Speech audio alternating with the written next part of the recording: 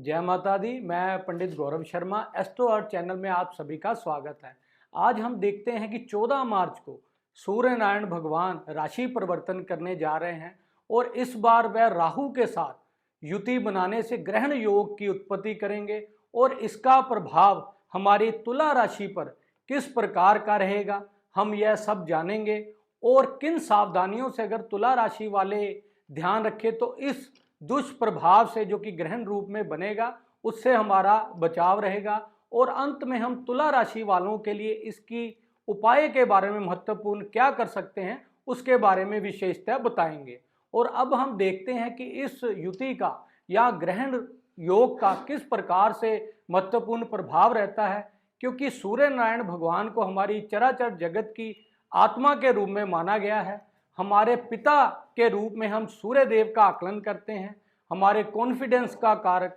हमारी सरकार का शासन प्रशासन या गवर्नमेंट जॉब किसी भी प्रकार से हमने देखना हो तो हम सूर्य नारायण भगवान की आकलन करते हैं। और अब हम देखें और सूर्य नारायण भगवान हमारे मान यश का कारक मुख्य तौर पर सूर्य नारायण भगवान को ही माना जाता है। और अगर हम राहु का विचार करें जो कि एक छाया ग्रह के रूप में माना जाता है, लेकिन सूर्य को जब भी वह ग्रहण लगाते हैं तो अकस्मात हमारे कार्यों में विफलता, मान यश की हानि होना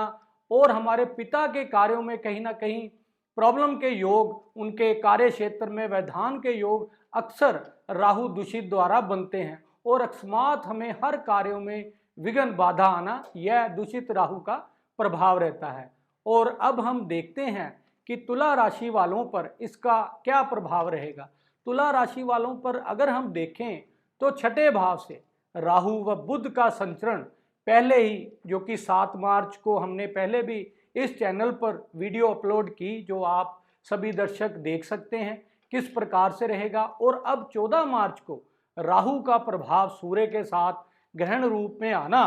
छठे भाव से, जो कि हमारे बताता है कि जो कि तुला राशि वालों के लिए सूर्य भगवान हमारे 11वें भाव के, हमारे इच्छा पूर्ति या आय के भाव के स्वामी सूर्य का छठे भाव में आना कहीं ना कहीं राहु के साथ ग्रहण योग बनाने से हमें यह इंगित करता है कि इस योग से, जो कि छठा भाव हमारे रोग,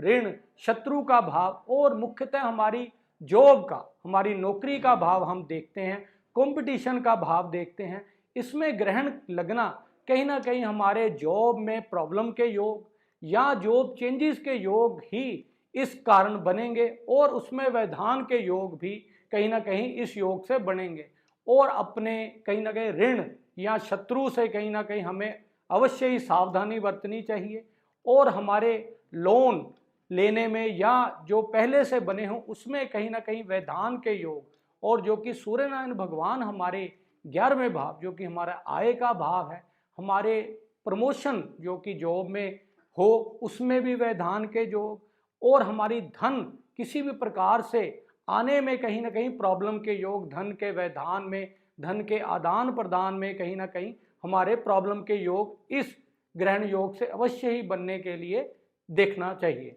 और अब हम अगर देखें तो तुला राशि वालों के लिए इस सावधानियों के लिए, हम इस ग्रहण के लिए किस प्रकार की सावधानियां कर सकते हैं, क्योंकि हमारे ज्योतिष शास्त्र में मात्र सूर्य,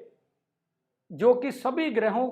को अस्त करने का प्रभाव रखते हों, लेकिन राहु देव ही एक ऐसे ग्रह हैं जो सूर्य भगवान को भी अस्त करने का या ग्रहण योग लगाने का प्रभाव रखते हैं। इसलिए भी हमें सावधानियों के रूप में तुला राशि वालों के लिए अपने कहीं ना कहीं जॉब में जहां भी कर रहे हो वहां सावधानी बरतें। और इस 30 दिनों में मुख्यतः वह जॉब चेंजेस के बारे में अवश्य ही सावधानी बरतें और उसके साथ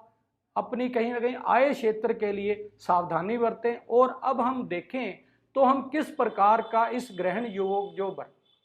बना है उसके लिए हम किस प्रकार का उपाय अगर हम करेंगे तो निश्चित ही हमें इस योग से जो भी व्यवधान या कष्ट आने के लिए योग हों तो हमें अवश्य ही सावधानी बरतें।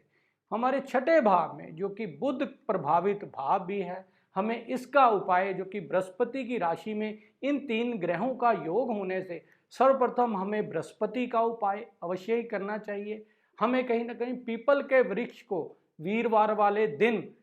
काले तिल व सफ़ेद तिल डालकर जल अवश्य ही देना चाहिए। और 6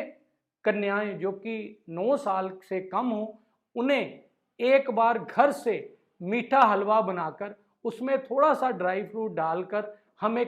कन्याओं को अवश्य ही देना चाहिए और उनसे आशीर्वाद लेके आगे हर कार्य की सफलता के लिए हमें आशीर्वाद लेना चाहिए इस प्रकार से। और ग्रहण योग के लिए इस प्रकार से हमें अवश्य ही जो भी दुर्योग की प्राप्ति होगी उसमें हमारा बचाव रहेगा। जय माता दी।